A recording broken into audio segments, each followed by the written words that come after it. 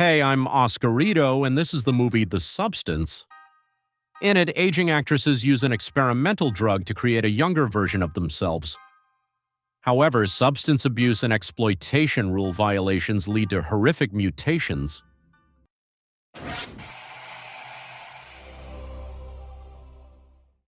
The film begins with a haute cuisine recipe. Some substance is injected into an egg yolk with a syringe, after which a piece is chipped off from it, making ordinary fried eggs. Right after this, workers on Hollywood's Walk of Fame lay a star in the name of actress Elizabeth Sparkle. After the opening, fans take photos at the memorial, but over time the tile cracks and passers-by stop paying attention. The aged Elizabeth herself, to neutralize the indirect influence of fast food, hosts an aerobic show on television, motivating viewers to move themselves. After filming on her anniversary day, she encounters an art object. The toilet doesn't work. Not figuring out whether it's an installation or a warning, she goes to perform in the neighboring men's urinal. While in the stall, Elizabeth accidentally overhears a phone conversation by producer Harvey, who dreams of replacing her with a young starlet. Later, discussing her dismissal with Harvey over lunch, the woman notices a fly in her wine glass, a metaphorical representation of herself, stuck in the sweet life but not understanding that it's already over for her. On her way home, having caught and torn down an advertising poster with her face, Elizabeth gets into an accident. Despite getting off lightly, the woman weeps from helplessness in the hospital. A young intern with a strange birthmark, after examining her, finally releases the patient, slipping a flash drive with a note into her coat pocket. At the exit, she meets former classmate Fred, who invites her for a drink and hands her a phone number on a form from under medical tests, having previously dropped it in a puddle. At home, Elizabeth watches the video from the flash drive, which tells about an injection of some substance that supposedly will create a clone from her DNA, in whose body she can spend every other week. Deciding that this is a stupid draft script for another episode of Black Mirror, the woman throws the flash drive in the trash. But already in the evening, having thrown up after several martinis at the bar, she climbs after it to call the indicated number and order a portion. The hungover morning, she receives by mail an order number that needs to be picked up at the previously mentioned address. As befits dealers of illegal pharmaceuticals, the point is located in some garage ghetto. Opening the door with the scent key, the star crawls inside on all fours. She finds a deserted room where only the Umbrella Corporation logos on the wall are missing. Taking the package from the box with her number, Elizabeth returns home. Inside the box are devices for substance activation, food for the young version of the woman and for the original Matrix. The instruction requires changing bodies every week and reminds that they are both one whole. Having studied the materials, Elizabeth goes to the bathroom to shoot up, but after the injection, skeptically grimaces in front of the mirror before she starts convulsing. Lying on the tiled floor, she writhes until her pupils split, and a new body buds from her through the spine. The young version of Elizabeth, seeing herself in the mirror, feels a burning desire to go show off and seduce. Not believing her color-changed eyes, she examines herself and notices the recognizable birthmark on her back. After birth, the young version stitches up the wound on the back of the elderly Matrix, then connects intravenous nutritional fluid to her for the duration of functioning. In the morning after a shower, the young version gets a nosebleed from the sounds of her own voice, reminding her that she needs to stabilize daily at the expense of the Matrix's spinal fluid. The young version is forced to pump it out and inject the daily dose. While doing stretches in a split, the girl notices yesterday's casting announcement for the role of host of her aerobic show. She goes to it, having purchased a chic swimsuit in a boutique along the way. Introducing herself to the producers as Sue, she's immediately hired, but she honestly warns Harvey. Due to the schedule every other week, she supposedly takes care of her sick mother. The producer likes this. A beauty with a golden heart will appeal to viewers. On the second day, Sue has a photo shoot, after which billboards with her body decorate the streets. The rest of the week passes with rehearsals and wardrobe updates. After 7 days, Sue uses catheters and needles to exchange blood and consciousness embedded in it with Elizabeth. The original wakes up to the smell of scrambled eggs and connects nutritional solution to the body of her young self. Having arrived at the studio where Harvey hands her the left things and a farewell gift, Elizabeth makes a shift schedule with Sue. Then follows a languorous waiting for notification that a new set has been delivered to the cell. Having picked up the package, the woman monotonously waits for Sue's youth time to come again. Coming to her senses, she plans renovations. The preliminary knocking from tools attracts the attention of neighbor Oliver, whose displeasure quickly shrivels under Sue's charm. Having built a secret room, the young woman hides the matrix in it, simultaneously shoving a painting that reminds of her there as well. After this, Sue goes to film her new show, which is successful. Producer Harvey doesn't tire of praising the young talent. On the last day of the week, Sue goes partying but lingers in the arms of a young lover too long. Elizabeth runs out of nutrition. This affects the young version with nosebleeds. Not wanting to interrupt lust and debauchery, the girl runs to the secret room where, contrary to clear instructions, she takes spinal fluid and extends stabilization for the 8th day, which will turn into teeth fall out. It turns out only a terrible dream.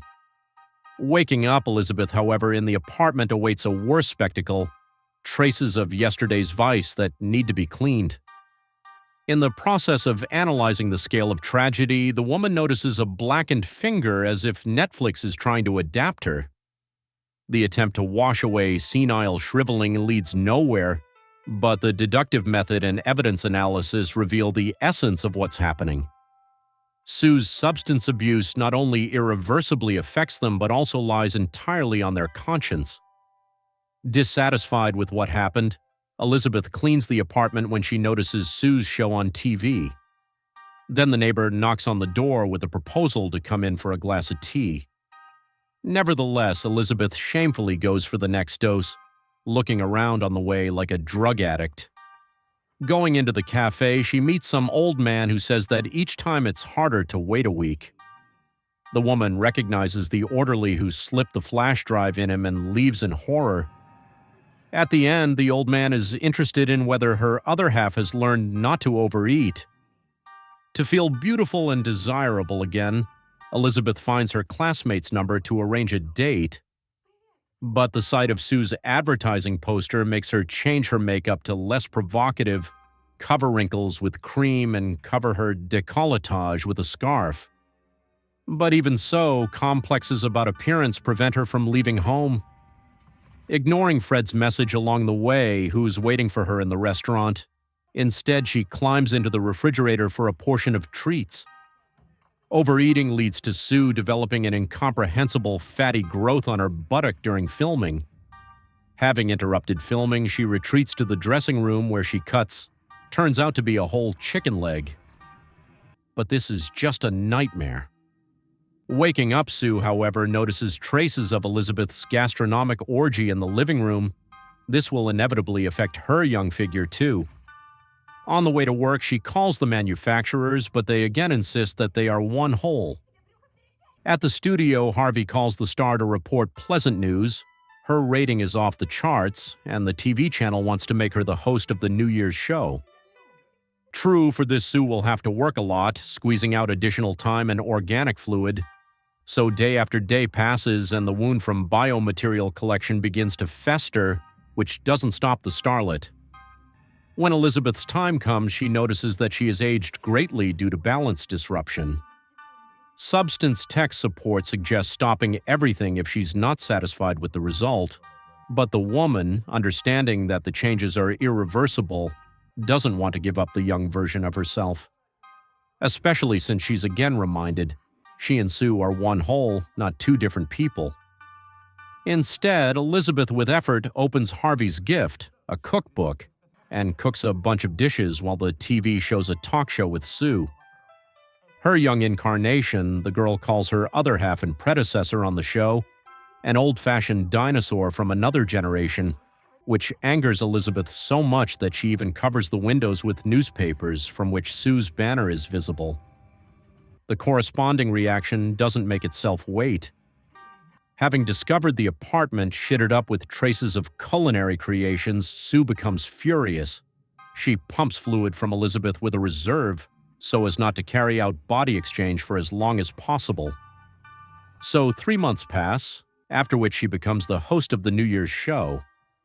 The day before filming, Sue notices that Elizabeth's stabilizing fluid is slightly spoiled. Tech support advises launching the mind exchange process to secrete new fluid, but she doesn't want to. However, without stabilization, the young version becomes physically ill.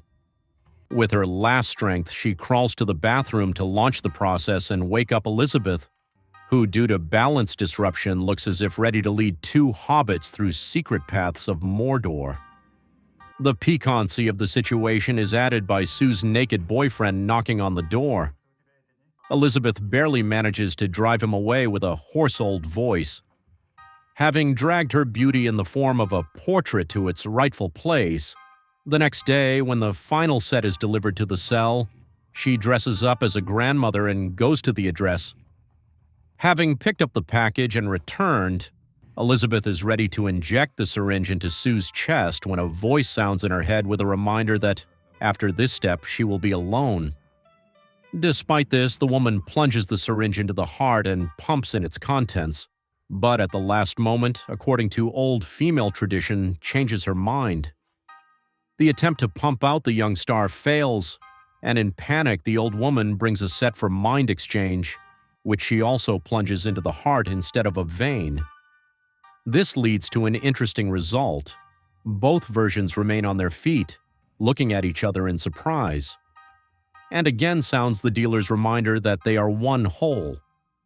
Noticing the destruction syringe, Sue rushes at Elizabeth and hurls her against the wall. She responds by hitting the girl with a vase on the head, after which she locks herself in the bathroom. After a brief chase, having knocked down the door, Sue continues beating the Matrix. The wounded old woman crawls away with her last strength, but the young version, cosplaying King Leonidas, sends her with a kick into a short but memorable flight. Then Sue finishes off the wounded woman with her feet, the very ones that Quentin Tarantino's camera savored. Elizabeth, of course, is not a grape, but they squeezed out quite a lot of red liquid from her. Having finished the execution, Sue goes to film the show.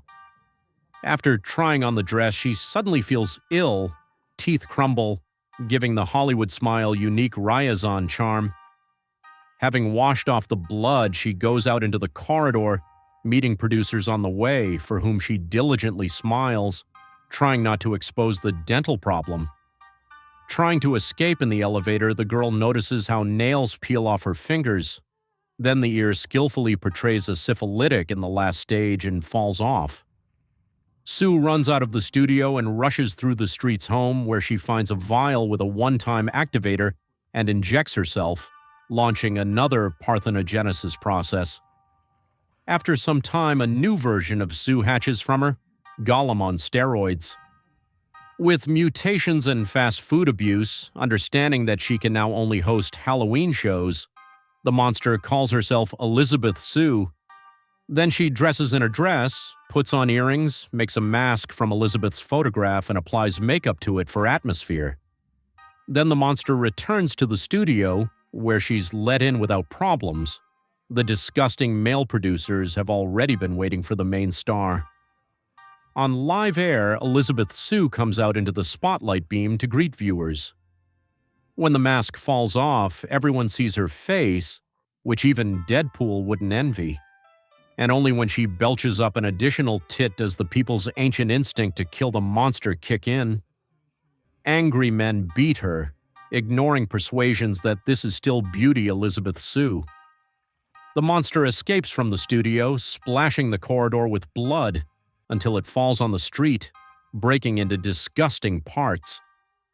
A piece of biomass with Elizabeth's face crawls to her star on the Walk of Fame, where it catches the last happy memories of fan love spreading into liquid. In the morning, the janitor wiped away the bloody stain, leaving only a cracked reminder that such an Elizabeth Sparkle once shone in Hollywood. This is where the movie ends.